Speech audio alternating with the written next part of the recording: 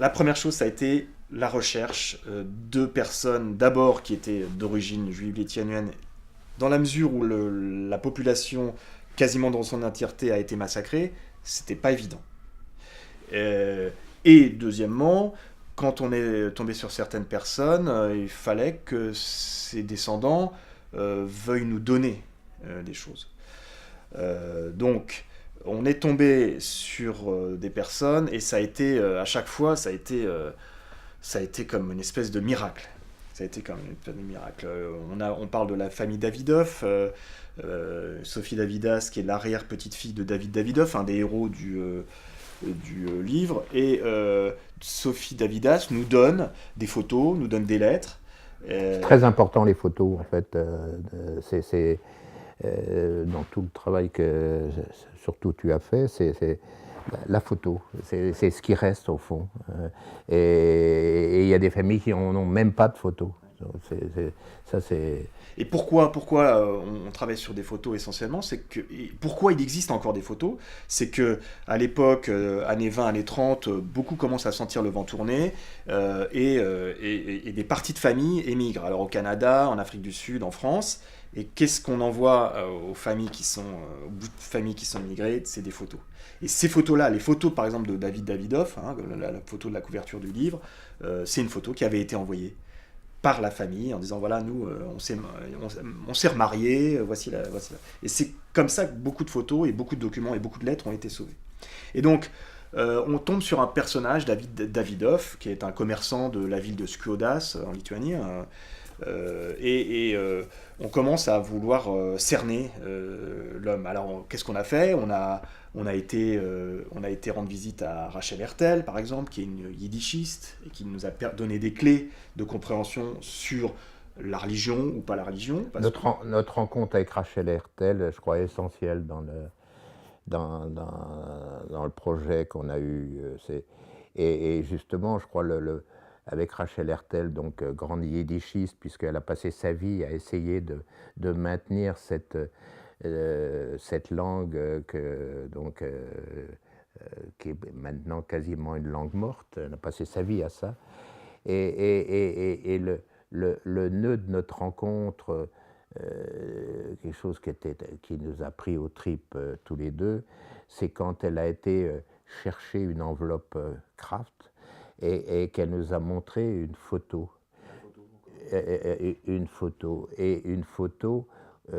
où elle était, donc il y avait trois enfants, elle était l'un des trois enfants, et les deux autres enfants sont morts dans cette période. Et on voyait bien que c'était essentiel, et c'était d'autant plus essentiel que cette photo était aussi le résultat d'une très grande transgression dans sa vie. C'est-à-dire c'est une photo qu'elle avait volée à sa famille. Et on voyait bien qu'elle tenait dans sa main voilà, tout ce qui restait au fond de la culture yiddish, de sa vie, elle au milieu de deux de ses cousins dont elle avait évidemment aucun souvenir et que personne n'avait été capable de lui dire des choses importantes sur cette photo-là, voilà, qu'elle avait volée. D'ailleurs, j'ai retrouvé, elle a écrit un très long texte sur le vol de cette photo et l'importance de cette photo dans sa vie. et Rachel Hertel nous a donné des clés super importantes pour justement aborder les personnes dont on allait tenter de décrire la vie. Je me rappelle très bien, hein, tu te rappelles quand elle nous a dit attention, être juif, c'est pas forcément appartenir à une religion, c'est appartenir à un peuple. Et ça, tu te rappelles cette phrase? Moi, elle m'avait frappé parce que nous, bah, on n'est pas juifs, donc on ne sait pas. Voilà. Et que Rachel Hertel nous dise attention, c'est, on est plus dans l'histoire d'un peuple, on est plus dans l'histoire d'une culture que dans une pratique religieuse qui aurait pu être l'idée de goy comme nous, quoi. Après tout, on est juif, on a une kippa, etc. Non, c'était pas ça du tout, hein, ce qu'elle nous a dit. Et c'est là où le mot culture a un mot super fort. C'est la culture, on lit les journaux yiddish, on parle yiddish, on va au théâtre yiddish, et on écoute les poètes yiddish, etc. Donc là, on arrive sur des gens comme Rachel Hertel nous orientent sur des pistes importantes. Mais parmi les personnes qu'on a rencontrées en Lituanie, donc on a rencontré des juifs qui sont restés. Et la première question, c'était mais pourquoi vous êtes restés? Alors la réponse, c'était parce qu'il fallait bien que la mémoire survive. Et la deuxième réponse, ça a été des réponses de tolérance. Énormément. Et notamment, je me souviens du témoignage d'Irena Veisaitė qui nous disait, moi, je ne sais pas ce que c'est qu'un peuple lituanien. Je ne sais pas. Moi, j'ai connu des Lituaniens extraordinaires. J'ai connu des Lituaniens affreux. Mais mettre tout le monde dans le même panier, c'est quelque chose que je ne sais pas faire. Donc à partir du moment où quelqu'un, dans notre enquête, nous donne cet indice, nous dit, voilà, attention, mettez pas tout le monde dans le même panier, et surtout 75 ans plus tard, soyez pas à pointer du doigt tout le temps les gens, ce qui n'était d'ailleurs pas notre cas, même si, encore une fois, on a tenu compte de la réalité. J'ai trouvé ça passionnant. On a trouvé ça passionnant. Et qu'est-ce qu'il en a découlé? Il en a découlé des rencontres avec des personnes donc qui avaient ce témoignage de tolérance énorme, mais aussi avec des jeunes. Et on a eu cette chance de partir à Skłodas, la ville de David Davidoff, donc un des personnages, avec la descendante, Sophie Davidas. Et on a été guidé par une jeune Lituanienne de 20 ans, qui n'avait rien à voir avec cet univers, qui était lituanienne, fille de Lituanienne. Mais cette fille, elle a tout de suite senti qu'il se passait quelque chose. Donc elle nous a guidés, elle nous a emmenés dans la maison des Davidoff, elle nous a montré des endroits, elle nous a traduits, elle nous a emmenés dans des familles, et notamment des familles de Lituaniens. Et on a ce souvenir extraordinaire de cette Lituanienne qui a connu ces massacres et qui dit mais moi, à chaque fois que j'y repense, j'en dors pas la nuit. Voilà, elle a été témoin. Et surtout, cette fille donc comprend l'enjeu de notre déplacement et organise avec une centaine dans son ancien lycée, avec une centaine d'élèves, une grande salle et les profs d'histoire et nous accueille.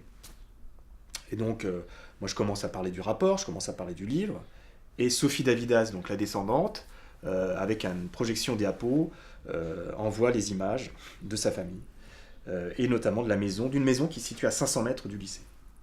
Et là, il se passe quelque chose d'extraordinaire, c'est que tous les gamins, enfin les jeunes qui normalement sont sur leur Snapchat, même en Lituanie, hein, je le précise, Snapchat, Facebook, etc., là, c'est silence total, on range les appareils et on regarde. On regarde, on écoute. Et Sophie Davidas de raconter par le détail, voilà, ça c'est mon grand-père, et ça c'est l'oncle, il est venu à Paris, il a été sauvé, etc. Et on a comme ça une demi-heure d'état de grâce avec des gamins qui sont pas coupables. Ils sont d'abord d'une génération tellement éloignée, et puis surtout à qui on a raconté des sornettes d'une certaine manière. Quelques-uns nous disaient, pour nous, c'était la faute de Hitler. Parce qu'on leur a raconté des choses comme ça. Parce que les livres d'histoire ne sont pas encore complétés. Mais les gamins, ils sont super réceptifs. Pourquoi? Parce que c'est l'histoire proche. Parce que la maison, elle est à 500 mètres. Parce que les Davidoff, c'était des gens de cette ville. Et on finit la projection, et là, silence. Et on a tous ces élèves qui se lèvent et qui viennent vers nous. Et qui vont vers Sophie Davidas et qui veulent la prendre par la main, et à un moment, il y a un gamin qui arrive vers elle et qui lui dit est-ce que je peux vous prendre dans mes bras? Donc voilà. Donc on arrive à des moments comme ça, et c'était ça aussi notre livre. On n'était pas dans le jugement, on était aussi dans une forme d'écoute. Comme si, quand on plonge dans l'horreur,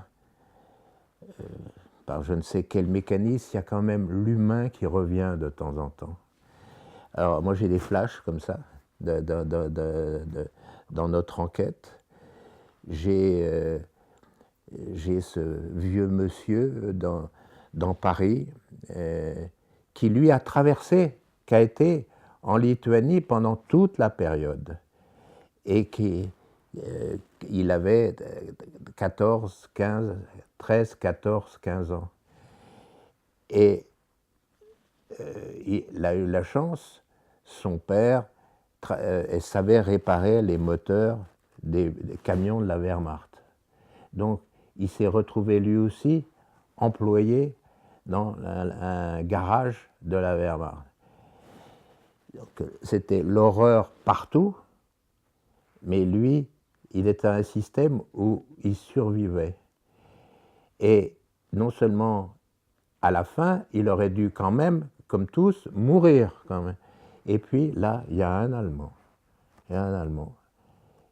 qui a sauvé sa mère et qui l'a sauvé.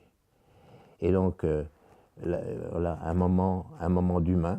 Ce vieux monsieur qui habite dans Paris, eh bien, il a fait en sorte que cet Allemand soit considéré comme juste des nations.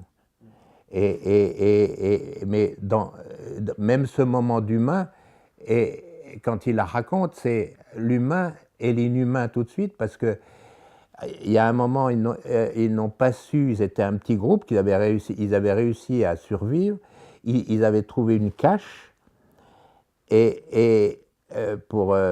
que c'était des moments de changement, ils ne savaient pas si les nazis étaient encore là, et un couple qui était parmi eux, de juifs, claustrophobes peut-être, sont devenus fous dans ce petit réduit. Et eux les ont tués à coups de briques.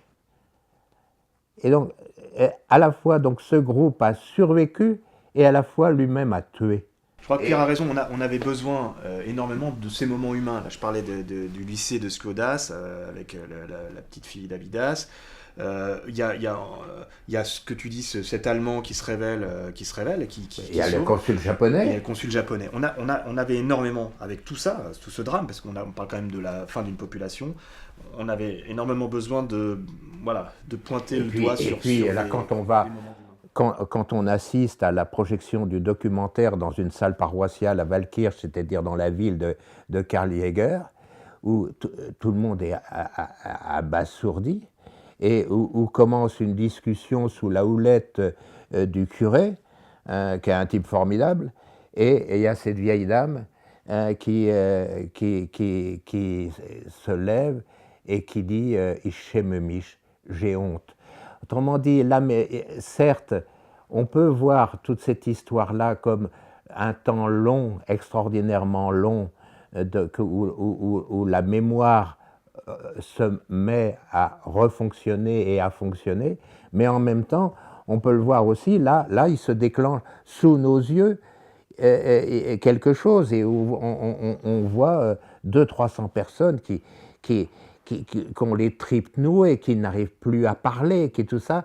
Voilà. Alors on peut dire qu'ils ont mis du temps, mais c'est tellement fort ce qui est en train de se passer, c'est que la mémoire refonctionne. Il n'y a pas d'humanité si la mémoire ne fonctionne pas comme ça. Donc voilà. Et après 70 ans de silence à Waldkirch, les gens se retrouvent dans une salle paroissiale, et la dame pleure devant tout le monde, et les gens se mettent à parler. Ouais. Les gens donnent le micro. Alors parfois c'est des petits mots, mais voilà. Et on est arrivé sur ce moment. Et ça, c'était un des moments d'humanité. Et notre discussion finale avec le curé, qui était un type qu'on a trouvé extraordinaire. Voilà, dans cette plongée dans l'horreur, on a eu des boules d'oxygène, des moments d'humanité. Des moments d'humanité.